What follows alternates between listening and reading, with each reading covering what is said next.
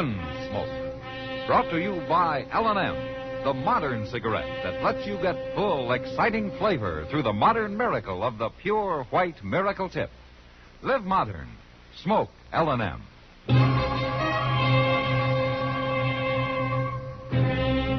Around Dodge City and in the territory on West, there's just one way to handle the killers and the spoilers, and that's with a U.S. Marshal and the smell of Gunsmoke.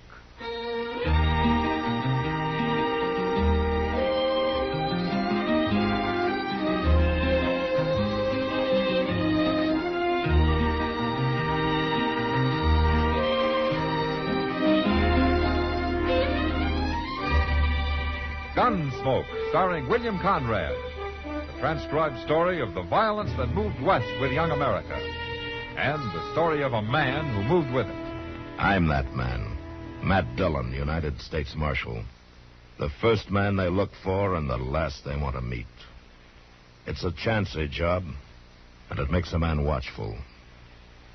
And a little lonely.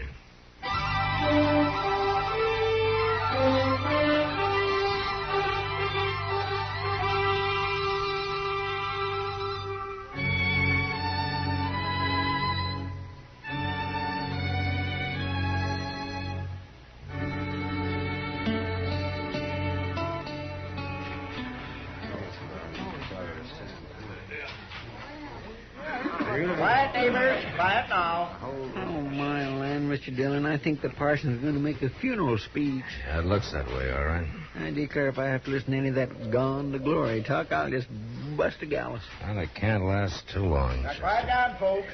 We got to show the proper respect for this here chap that's deceased. Matt? Oh, Matt. What? Oh, Doc. This is the first time I've ever seen you at one of these Boot Hill parties. Well, I imagine you attend regular, though, don't you, Doc, since you've put so many of them here. No more than you have, Matt. No more than you have. Hey, you fellas down there in the hole. That's deep enough. We ain't going to plant him standing. All right, neighbors, huddle in close now. Let's get back to the kind of send-off that's due and given to him. Oh, Reverend Blouse sure does love the sound of his own voice. He gets a $3 fee for this, Chester. Oh. Say, Matt, you really have a reason for being here? Yeah, I have, Doc, but I don't know just what to do about it. All right, folks. I come out here to Boot Hill for the same reason the rest of you come. So we can pay our last respects to a fellow neighbor we knowed and loved, Packy Roundtree. Now, I can't recall I ever seen Packy at any of my meetings. Never seen many of the rest of you there, for that matter.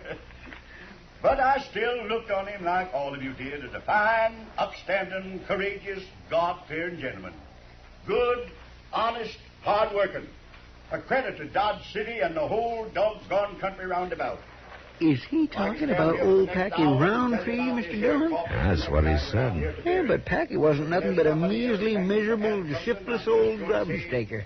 Oh, that's while he was alive, Chester. Trail and a safe bedding down in that happy hunting ground we're all a yearning toward. Well, now he's got a long journey ahead of him, folks, so let's get him started on his way. You fellas that's going to be pallbearers, get your ropes looped under the edge of that coffin. We'll put him down gentle-like. Doc, did you ever hear of a sawbones over at Walnut Springs by the name of Stearns? No.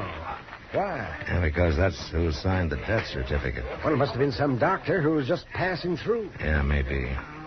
Something eating you, Matt? Yeah, Doc. All together now, boy. We'll lift him up, lower him into the grave, and then slip the ropes out. Just a minute, Parson. Come on, Chester. Well, I'm sorry, Marshal. Didn't know you was aiming to speak. I'm not. Well, what do you want? Reverend Blouse, I'm going to have to take a look at the corpse. Oh, but Marshal, I told you that his horse rolled on him. Something terrible. He's broke up bad. Well, I've seen men broke up bad before. Chester? Yes, sir? Take that pick over there and pry a board loose on top of the coffin, will you? All right, sir. Now, resent this, Marshal. Why, it's a reflection on my calling. All due respect to you, Parson, but I still got my job to do. Violent deaths have to be certified by the marshal's office. But I told you what happened, and I brought in Packy's body myself. Yeah, that's right, Parson. Already in his coffin, nailed up tight. You about got it, Chester? Yes, sir. There it is. We'll be able to... Mr. Dillon! I see it. Let me have a look here, Matt. I can tell you in 2 minutes what he died. What? Who died of, Doc? There's nothing here but some straw and a bunch of rocks.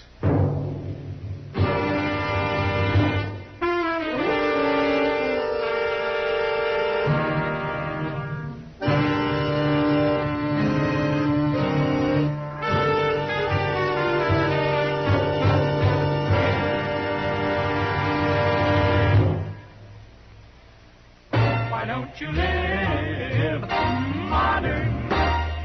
Live modern. Live modern. Change to L&M. Only with L&M can you enjoy the full, exciting flavor of today's finest tobaccos through the modern miracle of the L&M Miracle Tip. Through the pure white Miracle Tip, L&M tastes richer, smokes cleaner, draws easier. No other cigarette, plain or filter, gives you all the flavor you want. The rich, exciting flavor you get only from L&M. So light up, free up, let your taste come alive. Live modern. Smoke L&M. Make today your big red letter day and start to live the modern way. Live modern. Get L&M today.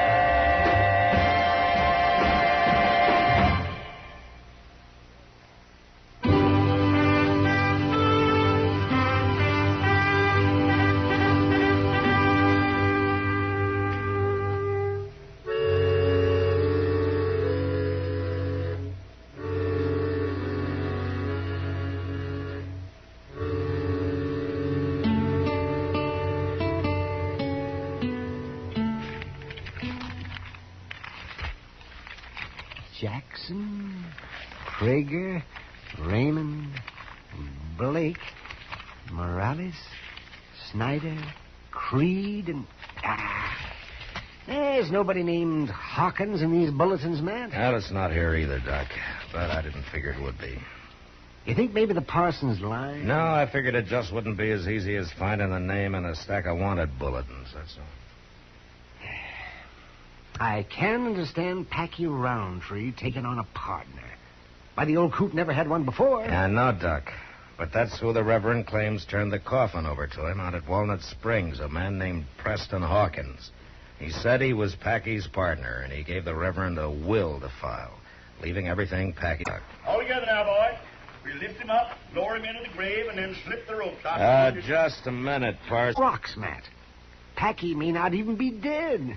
And so the will's worth nothing. No, but it might have been if that box had been buried according to plan. Sure. All I own, I leave to my partner, Preston Hawkins. But Packy never owned anything in his whole life, Matt. That's got me beat, Doc. If it was anybody but Reverend Blouse who'd brought in that box, why... John? Oh, what'd you find out at the assay office, Chester? Well, sir, Pete done everything but run these rocks through his furnace. What did he decide? He said they might have come from any one of a dozen different places. But they ain't float rock out of some river bottom. Oh, what do you mean? Well, Pete says they're fresh broke, like they've been mined. He says they're pretty good ore, lead and silver. Yeah. Maybe Packy did own something after all. And Pete said somebody else come in with a piece of this same kind of rock this afternoon, some stranger. What? Well, what did he look like? Heavy set, beefy. Pete's seen him around town the last couple of weeks. Wonder who it could be. I don't know, Doc. But that's something I'm going to find out.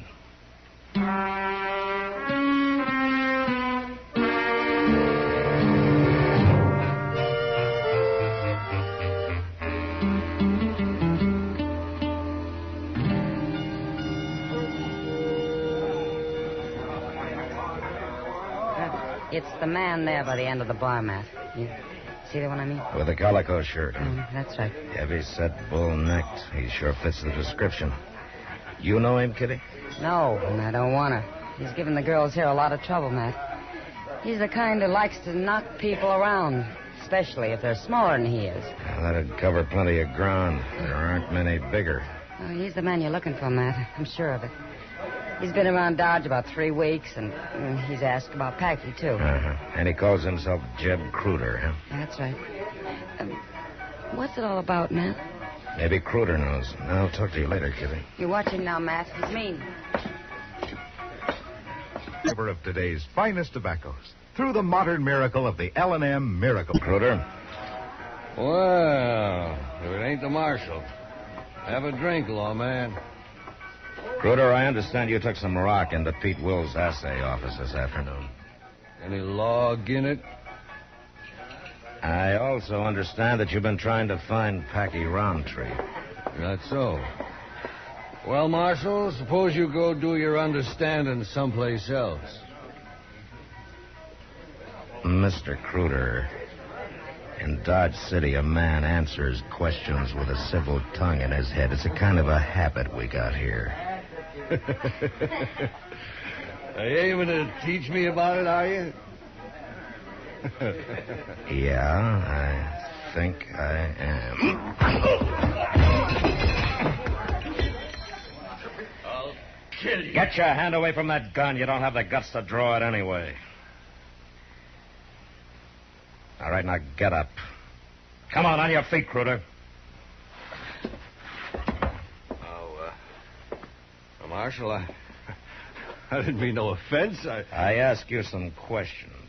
Well, I've been looking for Packy, all right. Come here a couple of weeks ago. I knowed him for years, but I ain't seen him in a long time. Did you find him? No, sir, and then that happened out there at Boot Hill this afternoon. Well, I was just poleaxe, Marshal. You know any reason why Packy would pull a trick like that? Well, no, sir, I sure don't. I thought I might trace him through them rocks, so I took some out of Packy's coffin. But the assayer couldn't help me none. Ever hear of a man named Preston Hawkins? No, sir. I just don't know nothing about this, Marshal. If I did, I'd tell you. I sure wouldn't want you to think I meant any offense a while ago, sir, because I was... Crooter, don't overdo it, huh? A man can get too civil sometimes.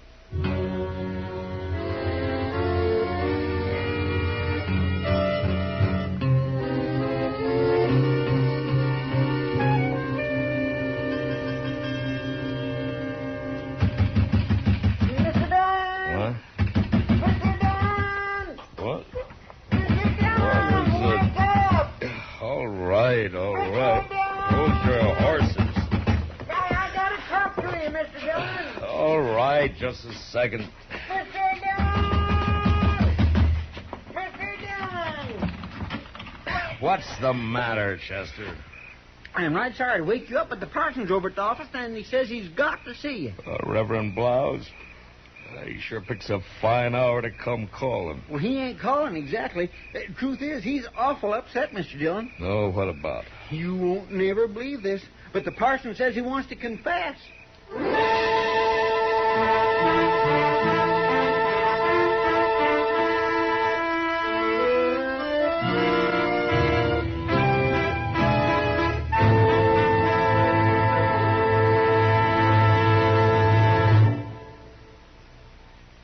Why don't you live modern?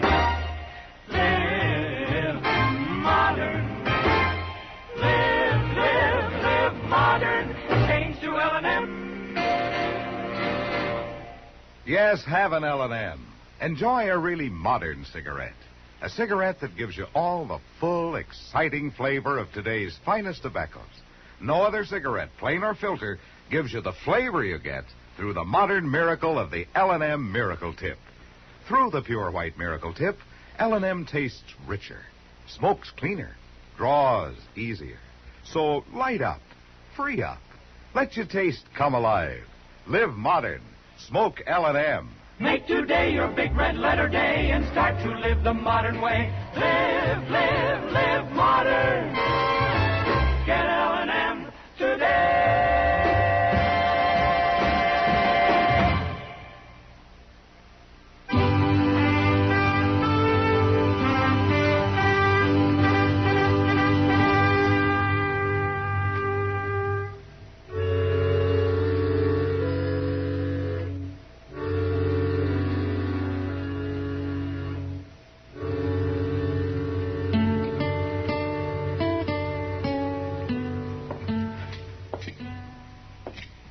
With all due respect, Parson, that's about the tallest story I've heard in years. Well, I didn't lie to you, Marshal.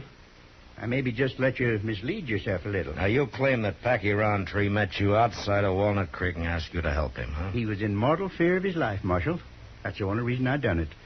He showed me the paper where he'd gone to in Hayes and got his name changed legal to Preston Hawkins. Yeah, go on. He gave me that will of his at the same time, leaving everything to Hawkins, or rather to himself under his new name. And he gave me the coffin and asked me to bring it to Dodge and have a burial service. Well, in a way, since he changed his name legal, Packy Roundtree was dead, to all intents and purposes. And that's just how I looked at it, Marshal. And if it was the only way of helping him out of his trouble, I was glad to do it. Now, you say Packy claimed he was doing all this just because he was scared. He was scared. Why, he turned white every time he mentioned Jeb Crooter's name. Seems Crooter got the Indian sign on him years ago and bullied him ever since. That's why he always kept moving on, always hoping Crooter wouldn't find him again. And this time he couldn't move on because he'd stumbled into that pocket of silver ore. That's right.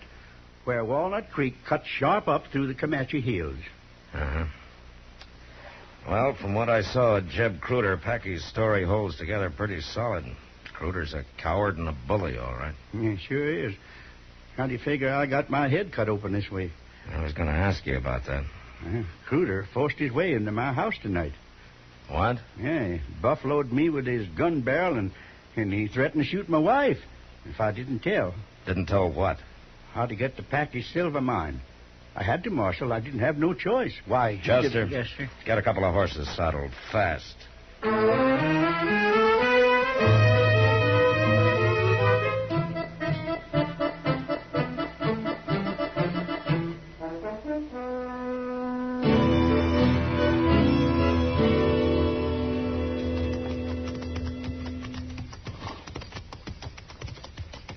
There's smoke coming up over yonder, Mr. Dillon. Yeah, he must have a cabin there in the brush.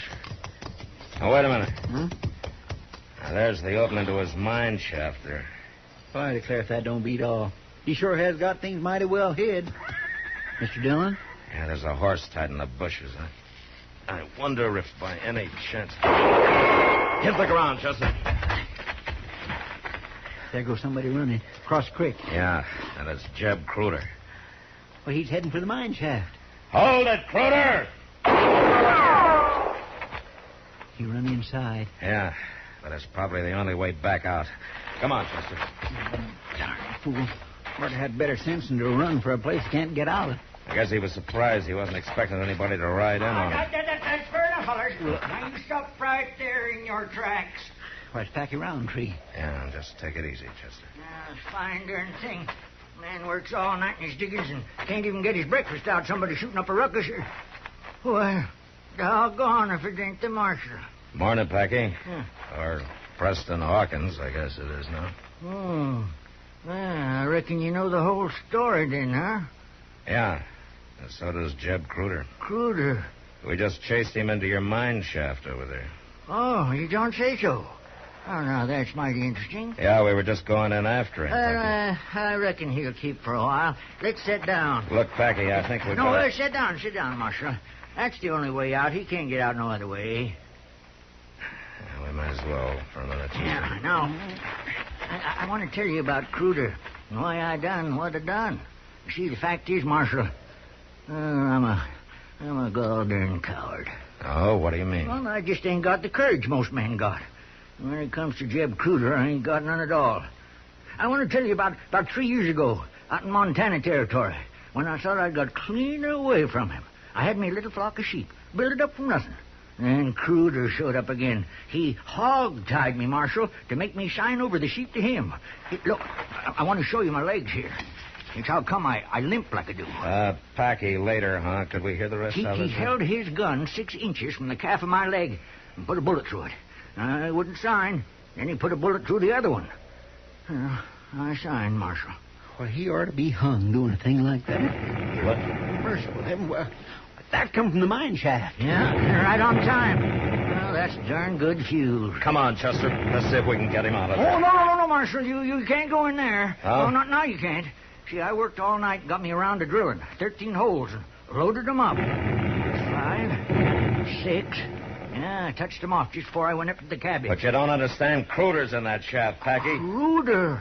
Oh, Oh, doggone if it didn't clean slip my mind, Marshal. 7, 8. There's 9. Ah, that was a darn good round. Brung down a lot of rock. There's 10. I reckon I'll stick to this brand of fuse from now on. Packy, what am I going to do with you? It ain't pleasant to be shot in the legs, Marshal. That's 11. Sure hope the parson kept that coffin I built. Come in handy if we can find anything to put in it besides just rock. That's 13. I guess that's the end of it, Marshal.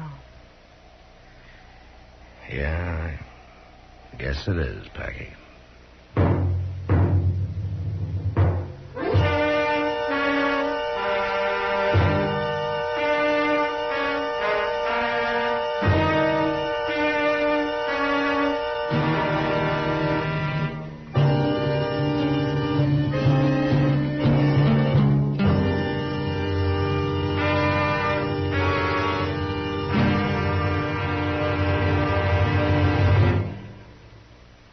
In a moment, our star, William Conrad. Have you ever asked a naturalized American how he or she feels about the business of voting? If you have, it's probably given you a whole new slant on the matter. To those men and women who were born in other countries, the right to vote is a precious privilege.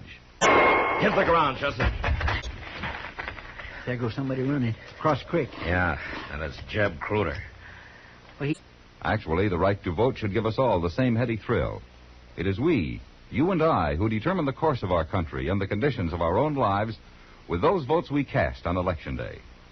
Just one reminder, make sure your opinions will be counted. Make sure you cast your vote by being very sure to register.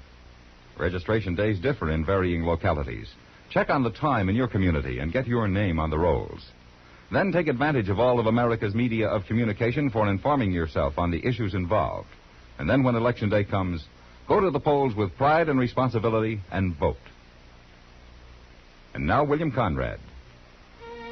You know, it took a lot of courage to stand on a frontier street facing some gunfighter who wants to take your life. Yet next week, a man does just this, knowing full well that he can't even draw his gun. And that was the West. Gunsmoke, produced and directed by Norman Macdonnell, stars William Conrad as Matt Dillon, U.S. Marshal. The script was specially written for Gunsmoke by Les Crutchfield, with editorial supervision by John Meston. The music was composed and conducted by Rex Corey.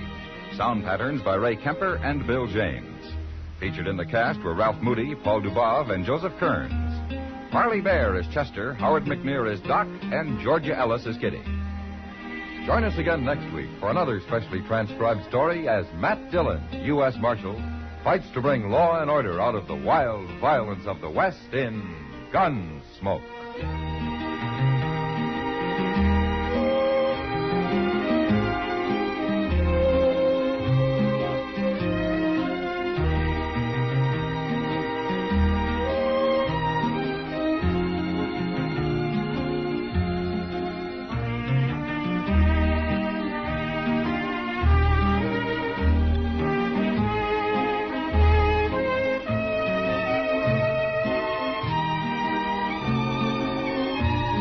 We can get him out of there. Oh, no, Marshal. You can't go in there. Huh? No, not now you can't.